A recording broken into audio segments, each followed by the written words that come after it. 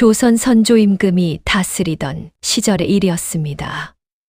어느 날 선조는 밤이 깊도록 어좌에 앉아 근심 가득한 얼굴로 창밖을 바라보고 있었습니다.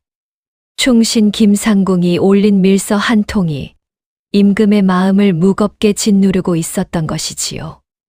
밀서에는 이러한 글귀가 적혀 있었습니다.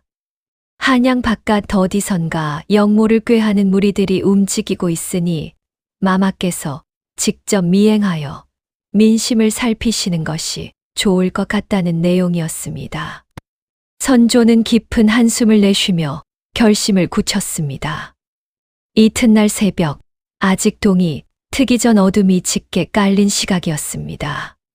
선조는 평민의 누추한 옷으로 갈아입고 홀로 궁궐의 뒷문을 빠져나갔습니다.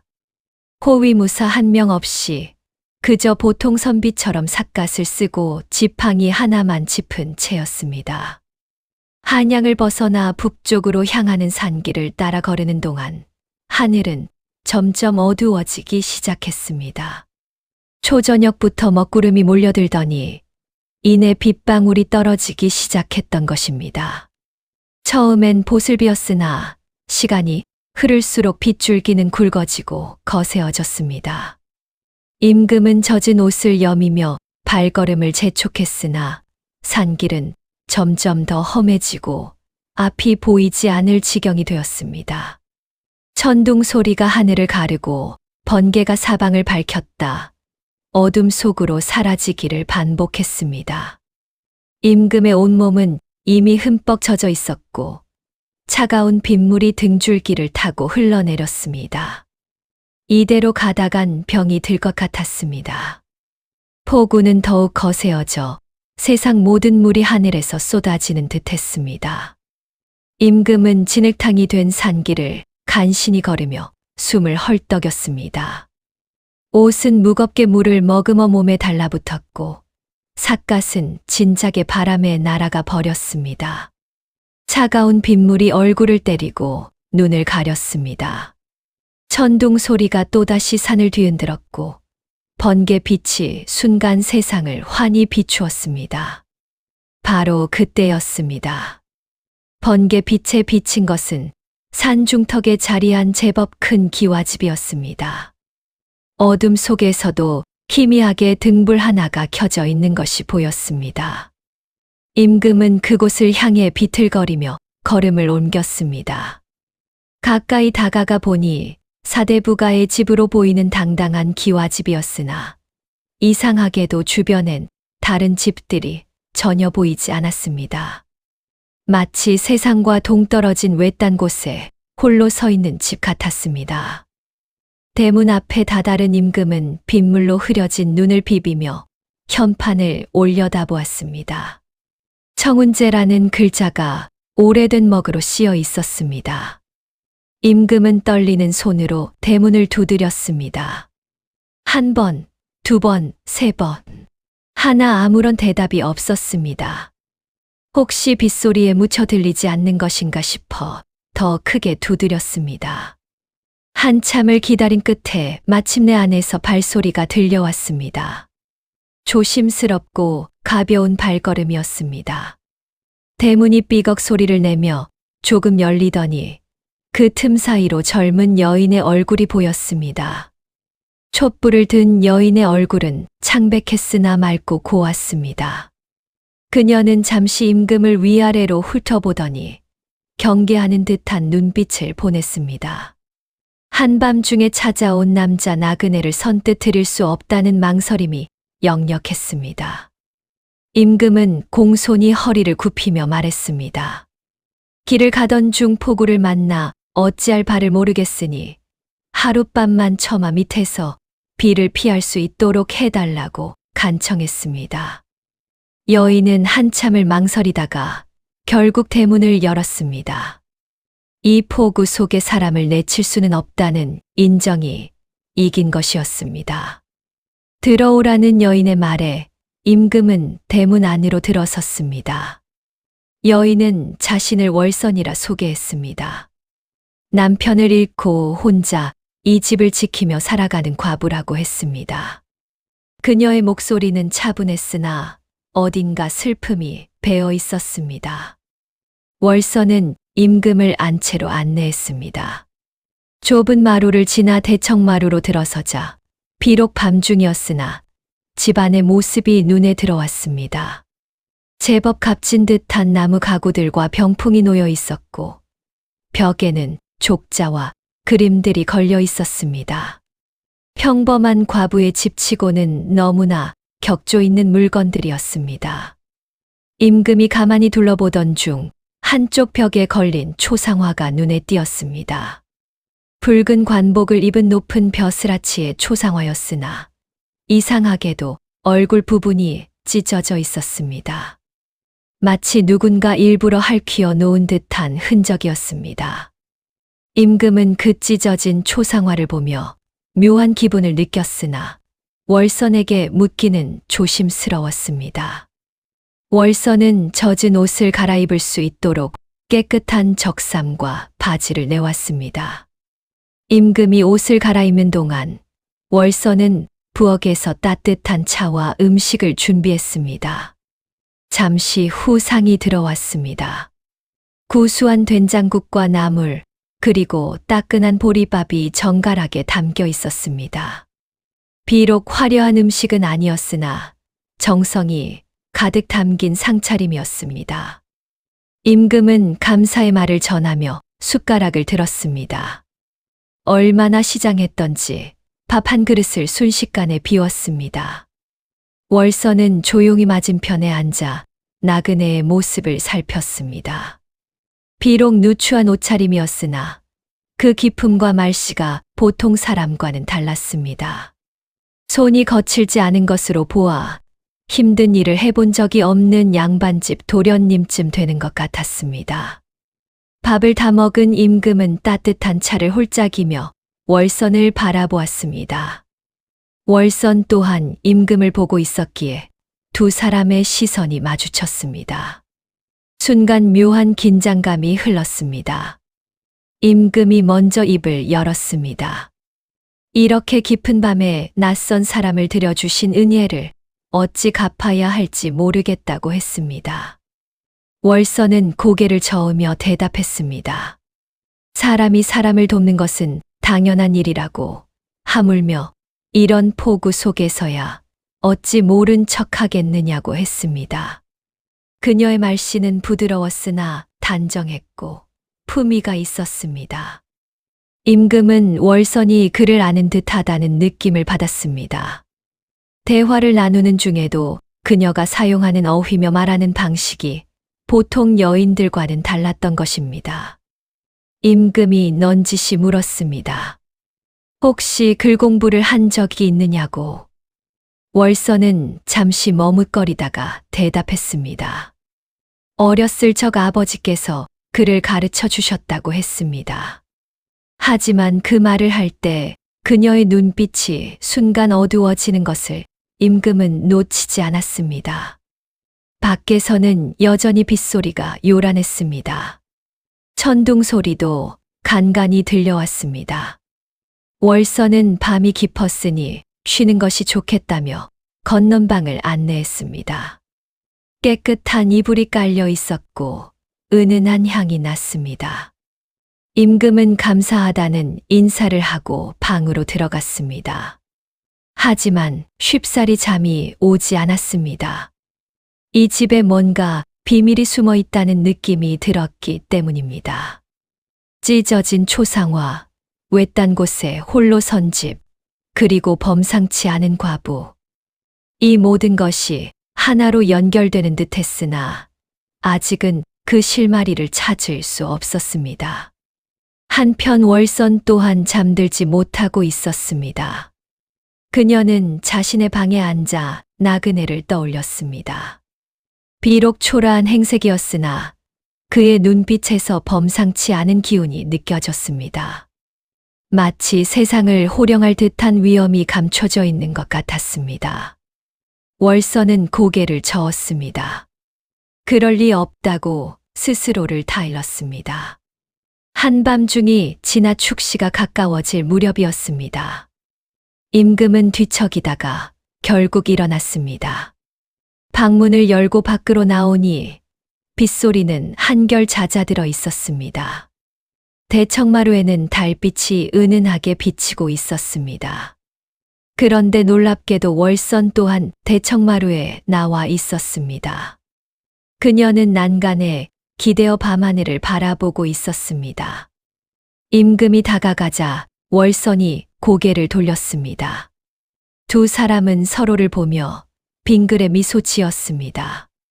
잠이 오지 않느냐는 월선의 물음에 임금은 그렇다고 대답했습니다. 월선은 자리를 권했고 두 사람은 대청마루에 나란히 앉았습니다. 달빛이 월선의 얼굴을 비추니 그 아름다움이 더욱 도드라졌습니다. 검은 머리카락이 어깨 위로 부드럽게 흘러내렸고 흰 옷고름이 가슴 앞에서 가지런히 묶여 있었습니다. 임금은 괜히 헛기침을 하며 시선을 돌렸습니다. 월선이 먼저 입을 열었습니다. 나그네께서는 어디로 가시는 길이었느냐고 물었습니다. 임금은 잠시 머뭇거리다가 대답했습니다. 세상 구경을 하며 사람들의 삶을 보고 싶어 길을 나섰다고 했습니다. 월선은 고개를 끄덕이며 말했습니다. 세상을 안다는 것은 참으로 어려운 일이라고, 보이는 것이 전부가 아니기 때문이라고 했습니다. 그 말에는 깊은 뜻이 담겨 있는 듯 했습니다. 임금은 그 말뜻을 헤아리려 했으나 쉽지 않았습니다. 대신 월선에게 물었습니다. 그대는 어찌하여 이 외딴 곳에서 홀로 지내는가 하고 물었습니다. 월선은 한동안 말이 없었습니다. 그저 달을 바라볼 뿐이었습니다. 한참 만에 그녀가 나지막이 말했습니다. 세상은 때로 잔인하다고, 아무 죄 없는 이들에게 씻을 수 없는 상처를 준다고 했습니다. 그녀의 목소리는 떨리고 있었습니다. 임금은 그녀의 슬픔을 느꼈습니다. 무언가 깊은 사연이 있음을 직감했으나 더 캐묻지는 않았습니다. 대신 조용히 말했습니다. 세상이 비록 잔인할지라도 정의는 언젠가 반드시 이루어진다고, 억울함은 반드시 풀리게 되어 있다고 했습니다. 월선은 임금의 말을 듣고 잠시 그를 바라보았습니다. 그의 눈빛이 진실되다는 것을 느꼈습니다. 두 사람은 한동안 말없이 달을 바라보았습니다. 고요한 밤 공기 속에서 서로의 숨소리만이 들릴 뿐이었습니다. 이상하게도 처음 만난 사이임에도 불구하고 편안함이 느껴졌습니다. 마치 오래전부터 알고 지낸 사이처럼 자연스러웠습니다. 시간이 흘러 새벽이 가까워졌습니다. 월선이 먼저 일어서며 말했습니다. 이제 그만 들어가 쉬는 것이 좋겠다고 했습니다. 임금도 고개를 끄덕이며 일어났습니다. 방으로 돌아가려던 임금이 문득 귀체 쪽을 바라보았습니다. 급한 일이 있어 측간을 찾아야 했던 것입니다. 월선에게 측간이 어디냐고 여쭈자 월선은 뒤채 쪽을 가리키며 알려주었습니다. 임금은 어둠 속을 더듬어 뒤채로 향했습니다. 측간을 다녀온 임금은 돌아가는 길에 우연히 이상한 것을 발견했습니다. 뒤채 마루 한쪽 모퉁이에 놓인 큰 항아리를 지나치던 중이었습니다. 달빛에 비친 항아리 밑 그림자가 묘하게 보였던 것입니다. 가까이 다가가 살펴보니 항아리 아래 마루 널판지 틈새가 다른 곳보다 넓어 보였습니다. 임금은 조심스럽게 항아리를 옆으로 밀어냈습니다. 그러자 놀라운 광경이 눈앞에 펼쳐졌습니다. 마루 널판지 3개가 들어 올릴 수 있도록 되어 있었고 그 아래로 어두운 통로가 보였던 것입니다. 임금은 심장이 두근거리기 시작했습니다. 이것은 분명 비밀 통로였습니다. 몸을 낮추어 자세히 살펴보니 나무로 만든 계단이 땅속으로 이어져 있었습니다. 그리고 계단 입구에는 최근에 사람이 드나든 흔적이 역력했습니다. 먼지가 쓸려나간 자국과 발자국이 선명하게 남아 있었던 것입니다. 임금은 통로 안으로 들어가 볼까 잠시 고민했습니다. 하지만 이는 주인의 허락 없이 할 수 없는 일이었습니다. 더구나 한밤중에 남의 집 비밀을 엿보는 것은 예의가 아니었습니다. 임금은 조용히 널판지를 제자리에 놓고 항아리를 다시 원래 자리로 옮겼습니다. 하지만 마음속에는 큰 의문이 남았습니다. 이 집에 대체 무슨 비밀이 숨어 있는 것일까? 월서는 왜 땅속으로 통하는 비밀 통로를 만들어 놓았을까? 임금은 방으로 돌아와 누웠으나 잠을 이룰 수 없었습니다. 온갖 생각이 머릿속을 스쳐 지나갔습니다. 혹시 월선이 역적과 관련이 있는 것은 아닐까? 아니면 누군가를 피해 숨어 사는 것은 아닐까? 찢어진 초상화와 비밀 통로, 외딴 집에 홀로 사는 젊은 과부. 이 모든 것이 심상치 않았습니다. 임금은 내일 아침 월선과 다시 이야기를 나누어 보기로 마음먹었습니다. 그리고 조심스럽게 비밀 통로에 대해 물어볼 생각이었습니다. 그렇게 뒤척이던 중 어느새 선잠이 들었습니다. 하지만 그 잠은 오래 가지 못했습니다. 동이 트기 직전 아직 어둠이 채 가시지 않은 새벽이었습니다. 갑자기 대문을 거칠게 두드리는 소리가 들렸습니다. 쿵쿵쿵. 마치 부수려는 듯한 거친 소리였습니다. 임금은 화들짝 놀라 일어났습니다. 이어서 거친 목소리들이 들려왔습니다. 문을 열어라. 문을 당장 열지 못할까? 역적을 찾고 있으니 문을 열라는 고함 소리였습니다. 포졸들의 목소리가 분명했습니다. 임금의 가슴이 철렁 내려앉았습니다. 혹시 자신을 찾아온 것인가? 궁에서 임금이 사라진 것을 알고 수소문하다가 이곳까지 찾아온 것인가? 아니면 정말로 이 집에 역적이 숨어 있다는 것인가? 온갖 생각이 머릿속을 어지럽게 휘젓고 다녔습니다. 밖에서는 포졸들의 소리가 점점 커지고 있었습니다. 문을 열지 않으면 부수고 들어가겠다는 협박까지 들려왔습니다. 임금이 급히 방문을 열고 나가자 이미 월선도 대청마루에 나와 있었습니다. 그녀의 얼굴은 달빛보다 더 하얗게 질려 있었습니다. 두 손은 부들부들 떨리고 있었고 입술은 바짝 마른 듯 보였습니다. 월선은 임금을 보자마자 다급히 다가왔습니다. 그리고 떨리는 목소리로 속삭였습니다. 어서 저를 따라오라고, 무슨 일이 있어도 소리를 내서는 안 된다고 했습니다. 임금은 월선의 손에 이끌려 안채 깊숙한 곳으로 향했습니다. 월선은 안방 구석에 있는 커다란 장롱을 가리켰습니다. 그 뒤에 숨으라는 것이었습니다. 임금은 재빨리 장롱 뒤로 몸을 숨겼습니다. 좁고 어두운 공간이었으나 밖의 움직임을 살필 수 있었습니다. 월선은 숨을 고르며 대문 쪽으로 향했습니다. 그녀의 뒷모습에서 묘한 결연함이 느껴졌습니다. 떨리던 손은 어느새 가라앉아 있었고 창백하던 얼굴엔 담담한 표정이 자리 잡았습니다. 마치 이런 일을 여러 번 겪어본 사람처럼 침착해 보였습니다. 월선이 대문을 열자 포졸 5명이 거칠게 안으로 밀고 들어왔습니다. 앞장선 포졸 2령이 큰 소리로 외쳤습니다. 역적 이판서의 딸을 찾고 있으니 집안을 수색하겠다고 했습니다. 임금은 장롱 뒤에서 그 말을 듣고 온몸이 굳어버렸습니다. 이판서라니. 10년 전 영모 사건으로 멸문지화를 당한 그 이판서를 말하는 것인가?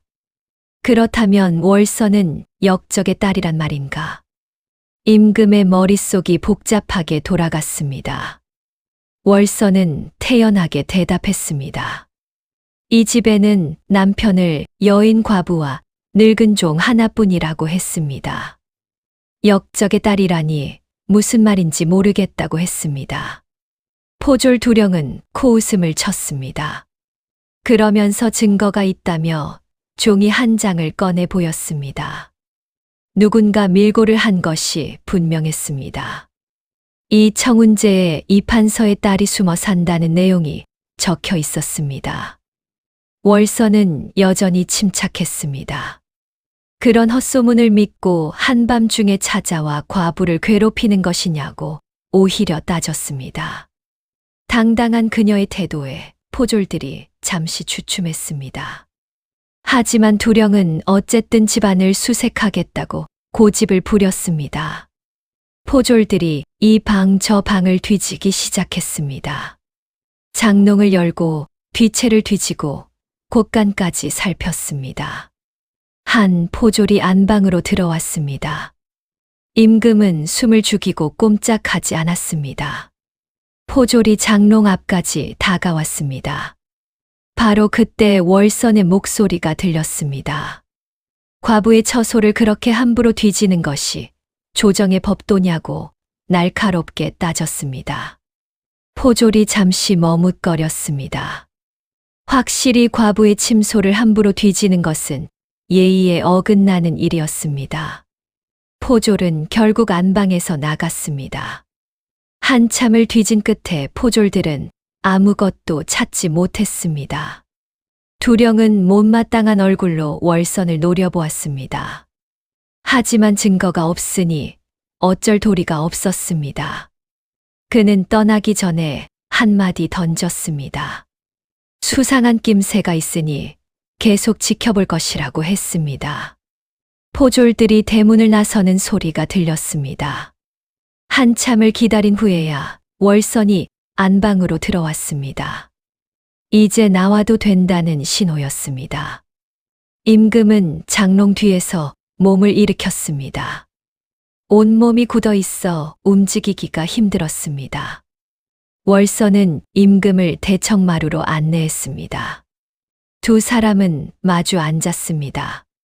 잠시 침묵이 흘렀습니다. 월선의 얼굴에는 깊은 피로가 서려 있었습니다. 그녀는 한동안 말없이 손을 비비작거리다가 천천히 입을 열었습니다. 사실을 말씀드리겠다고 했습니다. 그리고는 임금 앞에 무릎을 꿇었습니다. 임금은 놀라 월선을 일으키려 했으나 그녀는 고개를 저었습니다. 월선이 떨리는 목소리로 말하기 시작했습니다. 자신은 정말로 이판서의 딸이라고 했습니다. 10년 전 아버지는 영모죄로 몰려 처형당했고 일가가 모두 멸문을 당했다고 했습니다. 하지만 자신만은 유모의 도움으로 겨우 목숨을 건졌다고 했습니다. 그 후로 이름을 바꾸고 과부 행세를 하며 이곳에 숨어 살아왔다는 것이었습니다. 임금은 그녀의 이야기를 들으며 가슴이 먹먹해졌습니다. 10년 전 이판서 영모 사건은 조정을 뒤흔든 큰 사건이었습니다. 당시 임금도 그 사건을 기억하고 있었습니다. 이판서는 조정의 충신으로 이름이 높았으나 갑자기 영모를 꾀한다는 고변이 들어왔고 증거들이 발견되어 처형되었던 것입니다. 월선은 눈물을 흘리며 계속 말했습니다. 아버지는 억울하다고 했습니다. 영모를 꾀한 것이 아니라 오히려 영모를 막으려 했다고 했습니다. 하지만 아무도 믿어주지 않았고 결국 역적으로 몰려 죽었다고 했습니다. 그녀는 10년 동안 아버지의 억울함을 풀고 싶었으나 혼자 힘으로는 어찌할 도리가 없었다고 했습니다. 그저 이렇게 숨어 살며 하루하루를 버티는 것이 전부였다고 했습니다. 임금은 월선의 어깨에 손을 얹었습니다.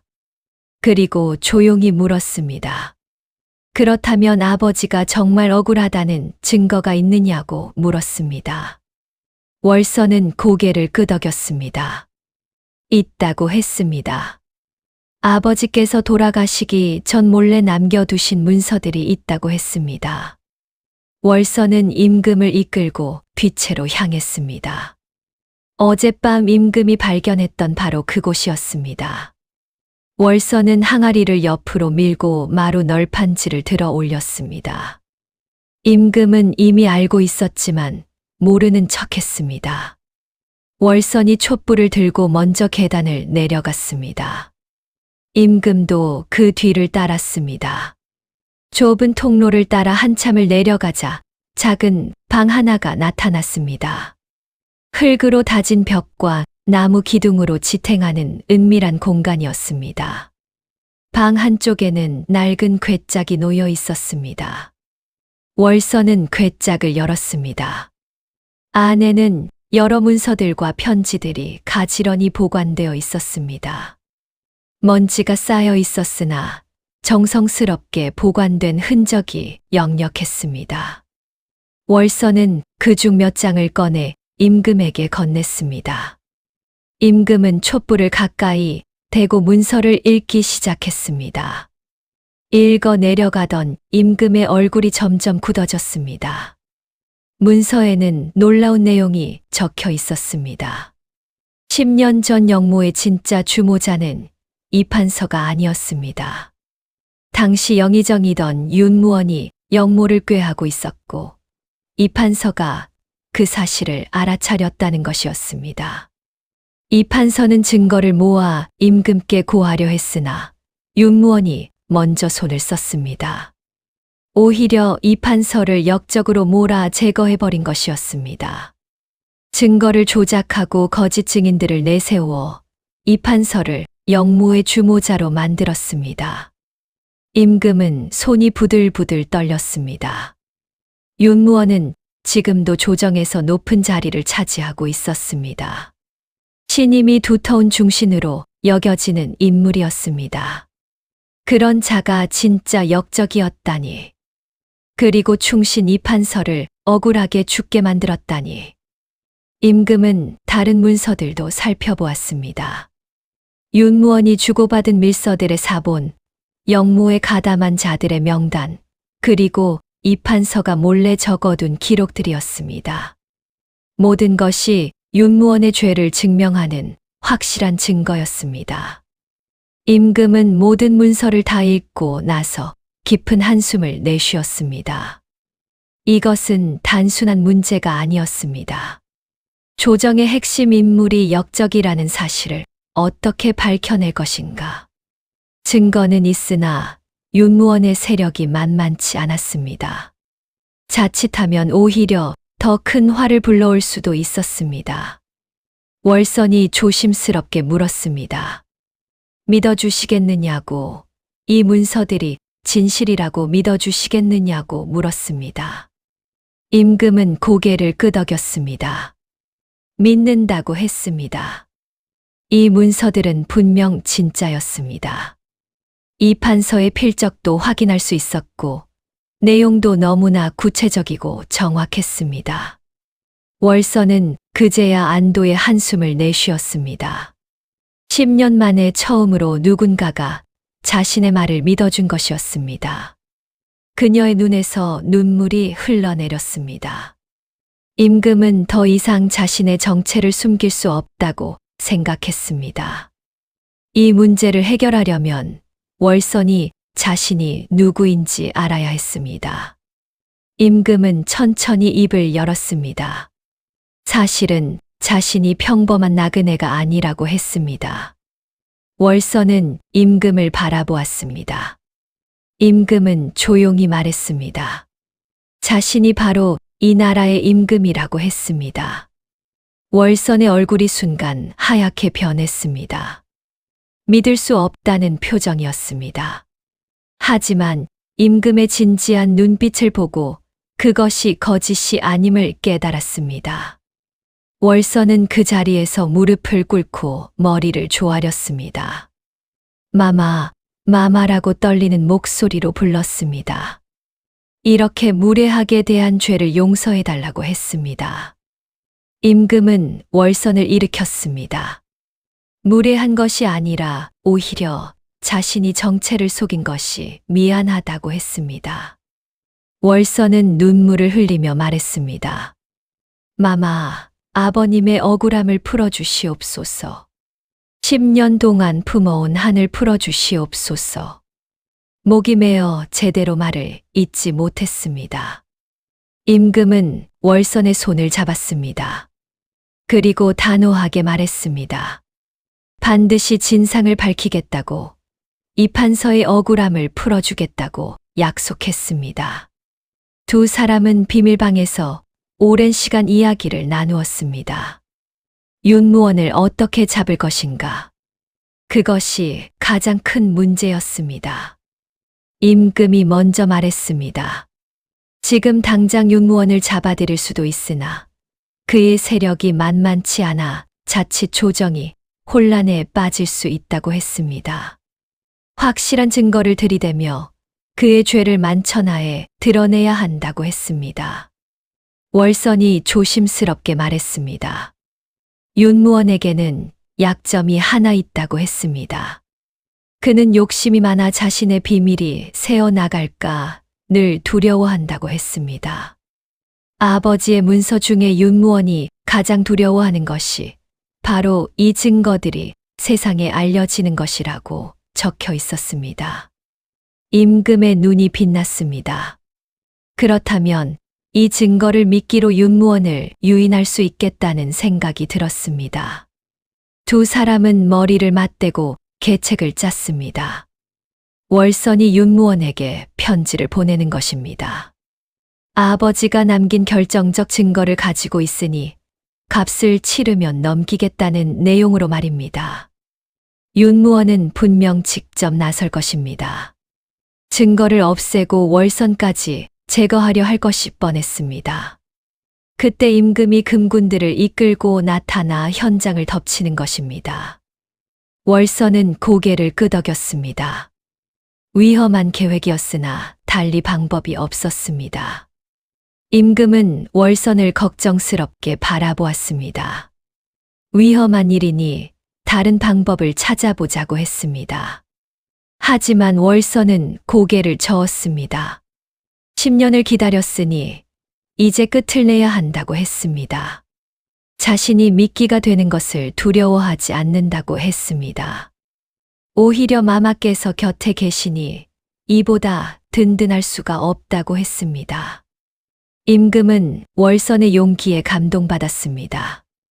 이렇게 어린 나이에 10년이나 홀로 버텨온 그녀가 대견하면서도 안쓰러웠습니다. 임금은 다짐했습니다. 반드시 월선을 지켜내고 이 판서의 명예를 회복시키겠다고 마음먹었습니다. 두 사람은 구체적인 계획을 세웠습니다. 사흘 후 월선은 윤무원에게 편지를 보냈습니다. 편지에는 이렇게 적혀 있었습니다. 자신이 이 판서의 딸이며 아버지가 남긴 문서를 가지고 있다고 했습니다.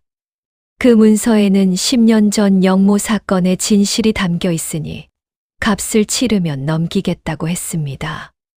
만약 거절한다면 이 문서를 임금께 올리겠다는 협박도 담았습니다.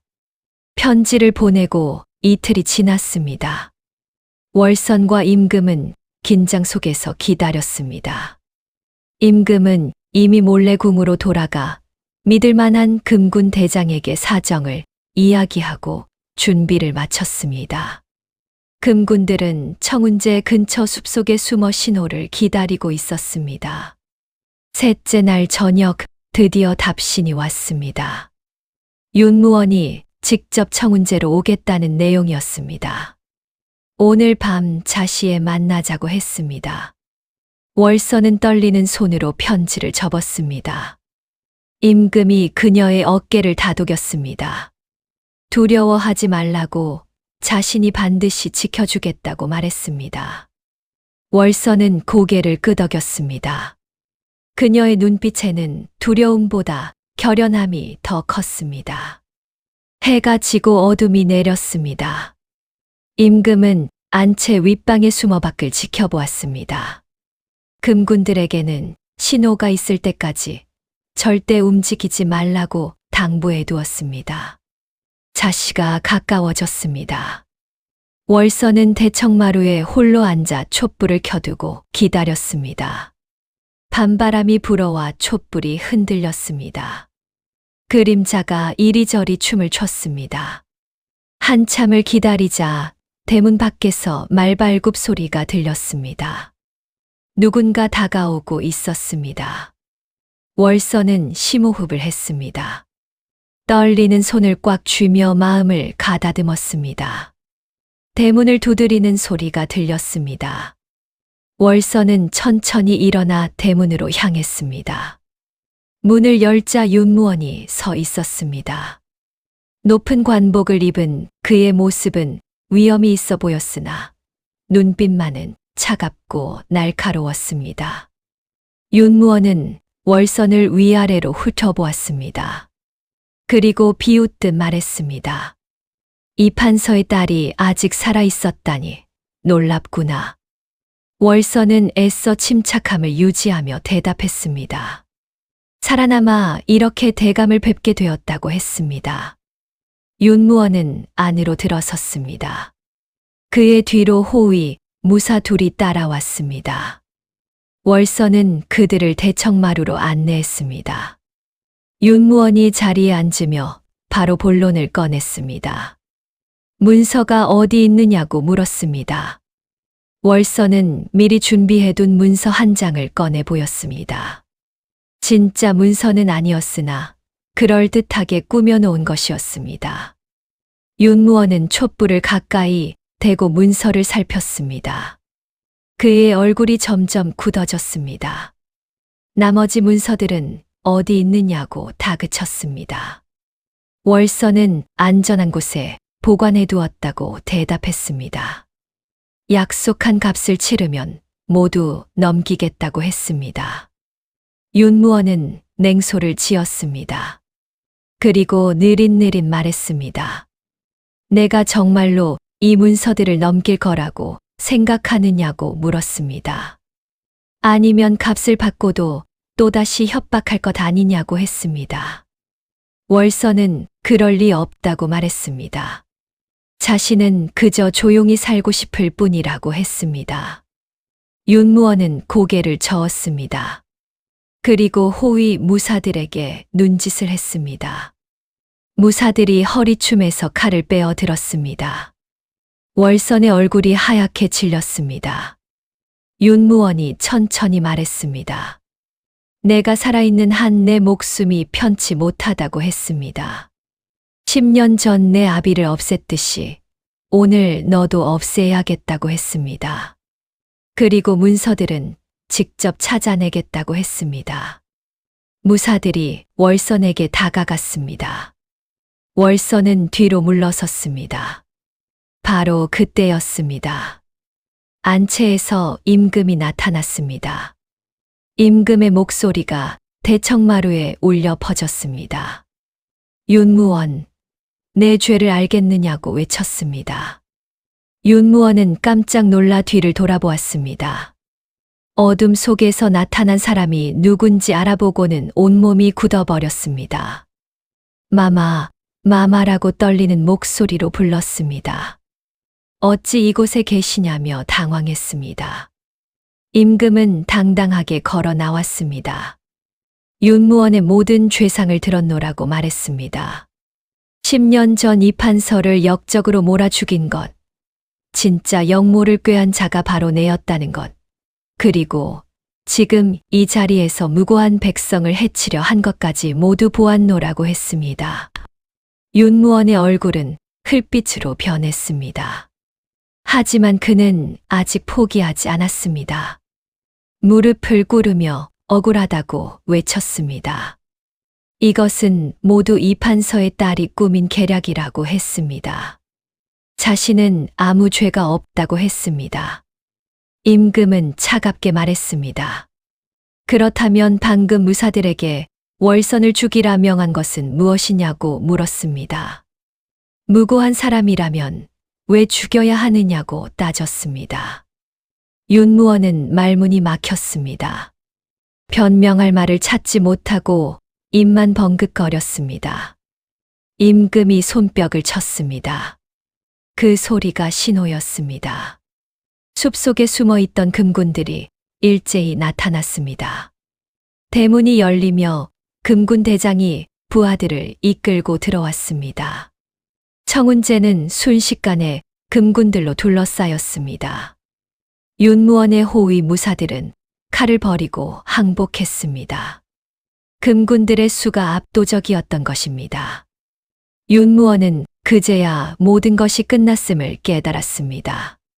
그는 마지막으로 발악했습니다. 벌떡 일어나 도망치려 했으나 금군들이 재빨리 그를 붙잡았습니다. 윤무원은 소리쳤습니다. 증거가 어디 있느냐고, 그저 이 판서의 딸이 꾸며낸 이야기일 뿐이라고 했습니다. 월선이 앞으로 나섰습니다. 그리고 조용히 말했습니다. 증거는 충분히 있다고 했습니다. 아버지께서 남기신 문서들이 모두 남아 있다고 했습니다. 윤무원의 얼굴이 더욱 창백해졌습니다. 임금이 명했습니다. 윤무원을 잡아 가두라고 했습니다. 그리고 내일 조정에서 모든 신하들 앞에서 신문하겠다고 했습니다. 금군들이 윤무원을 결박했습니다.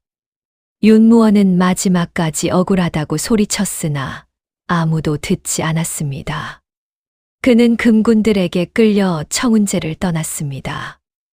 윤무원이 끌려간 후 청운제에는 고요함이 찾아왔습니다.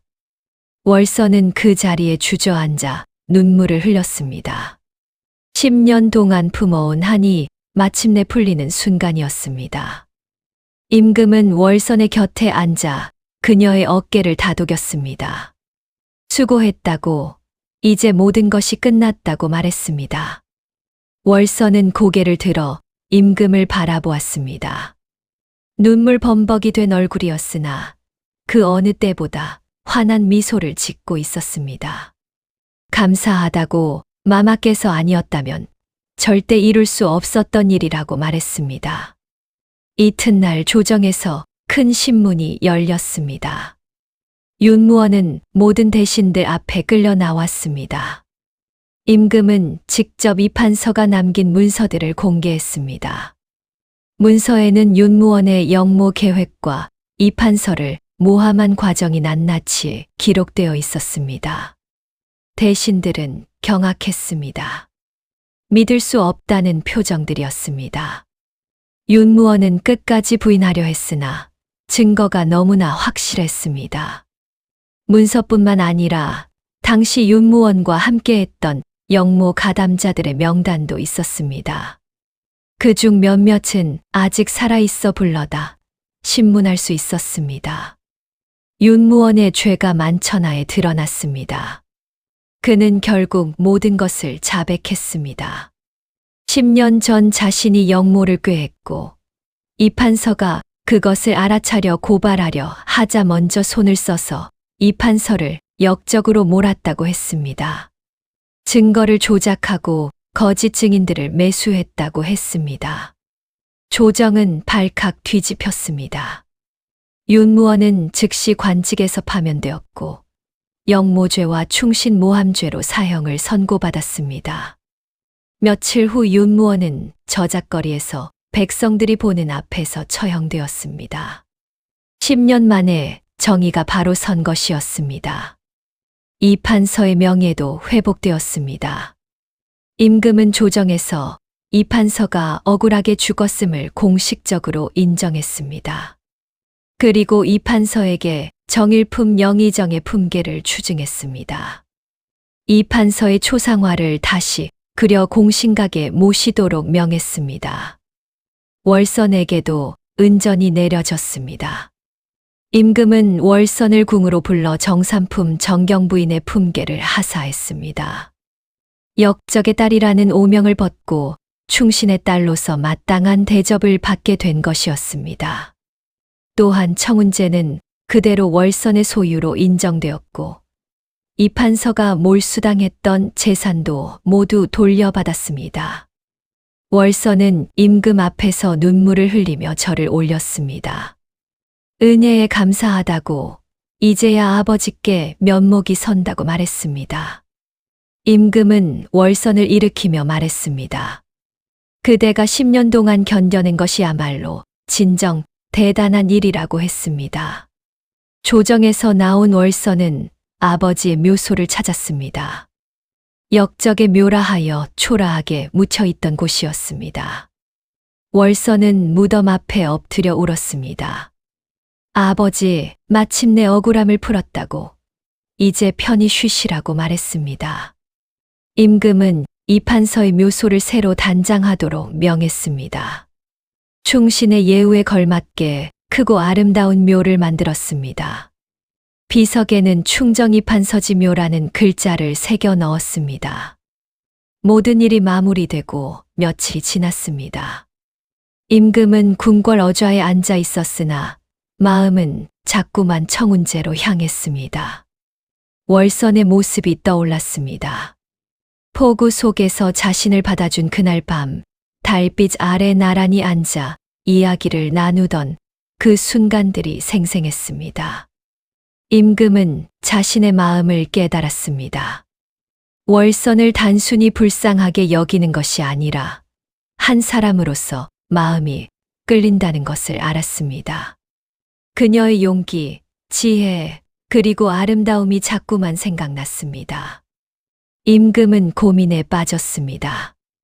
월선을 궁으로 불러들여 후궁으로 삼을까도 생각했습니다. 하지만 그것이 과연 월선을 위한 일일까 망설여졌습니다. 며칠을 고민하던 임금은 결국 직접 월선을 만나기로 했습니다. 임금은 다시 평복으로 갈아입고 청운제로 향했습니다. 청운제에 도착한 임금은 대문을 두드렸습니다. 월선이 문을 열고 나왔다가 임금을 보고 깜짝 놀랐습니다. 마마께서 어찌 이곳에 오셨느냐며 황급히 맞이했습니다. 임금은 그저 그대가 보고 싶어 왔다고 솔직하게 말했습니다. 월선의 뺨이 붉어졌습니다. 두 사람은 그날 밤 달빛 아래 앉았던 대청마루로 갔습니다. 처음 만났던 그날처럼 나란히 앉았습니다. 임금이 먼저 입을 열었습니다. 그대를 궁으로 드리고 싶다고, 후궁으로 맞이하고 싶다고 말했습니다. 월선은 잠시 말이 없었습니다. 그리고 천천히 고개를 저었습니다. 죄송하옵니다, 마마. 그 은혜를 받을 수 없다고 했습니다. 임금은 놀라 물었습니다. 왜 그러느냐고, 혹시 자신이 싫은 것이냐고 물었습니다. 월선은 고개를 저으며 대답했습니다. 그런 것이 아니라고 했습니다. 마마와 함께 보낸 그날 밤은 제 평생 가장 아름다운 추억이라고 했습니다. 하오나 저는 이곳에 남아 아버지를 기리며 살고 싶다고 했습니다. 궁궐의 화려함보다 이 조용한 곳에서 아버지가 사랑하셨던 책을 읽고 아버지가 가꾸셨던 정원을 돌보며 사는 것이 제 소원이라고 했습니다. 임금은 월선의 마음을 이해했습니다. 그녀는 10년 동안 오직 아버지의 명예를 회복하는 것만을 생각하며 살아왔습니다. 이제 그 소원을 이루었으니 아버지 곁에서 평온하게 살고 싶은 것이 당연했습니다. 임금은 아쉬움을 감추지 못했으나 그녀의 뜻을 존중했습니다. 그렇다면 자주 이곳을 찾아와도 되겠느냐고 물었습니다. 월선은 빙그레 미소 지으며 고개를 끄덕였습니다. 언제든 환영한다고 했습니다. 임금은 약속했습니다. 정기적으로 사람을 보내 그녀의 안부를 묻겠다고, 필요한 것이 있으면 언제든 말하라고 했습니다. 그리고 가끔씩 직접 찾아와 그녀와 이야기를 나누고 싶다고 했습니다. 월선은 감사하다며 절을 올렸습니다. 그날 이후로 임금은 정말로 정기적으로 청운제를 찾았습니다.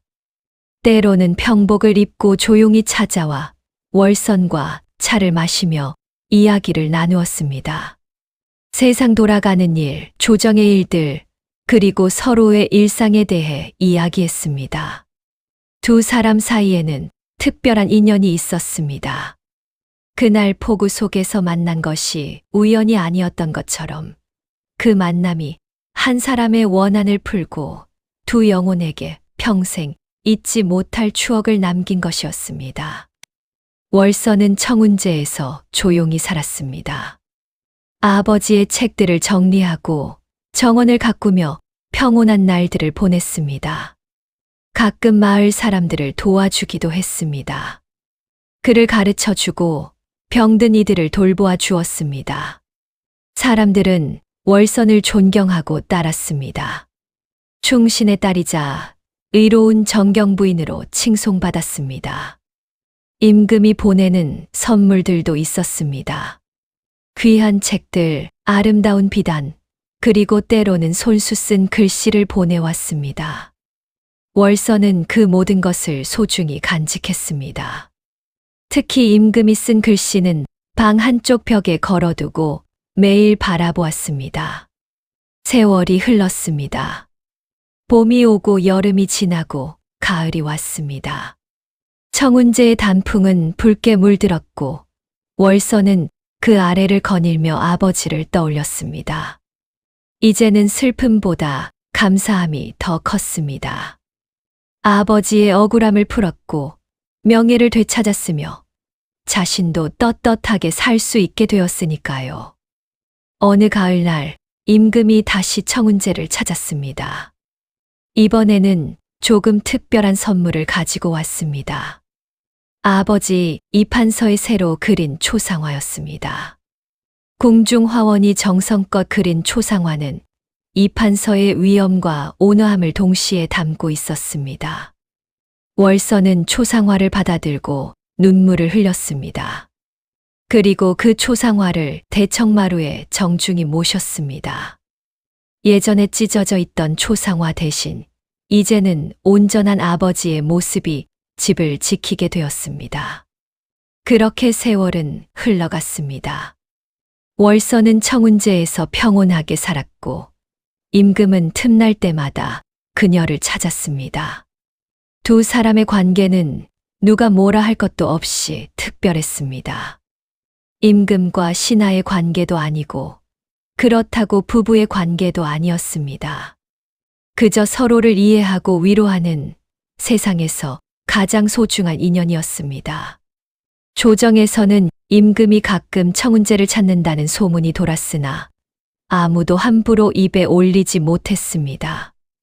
오히려 임금의 어진 마음을 칭송했습니다.